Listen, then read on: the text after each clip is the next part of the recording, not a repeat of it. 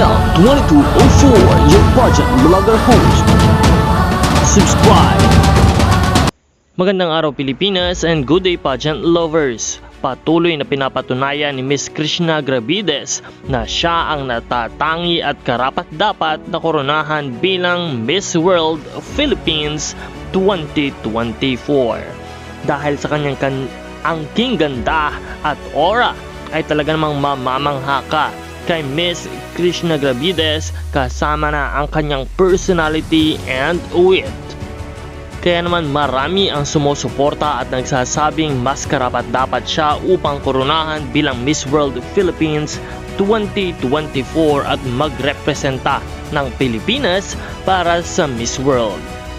Kung nais mo rin na manalo si Krishna Gravides at kung isa ka sa taga-suporta ni Miss Baguio City Krishna Gravides para sa Miss World Philippines 2024 competition, huwag kalimutan na mag-subscribe at i-comment ang inyong suporta para kay Krishna.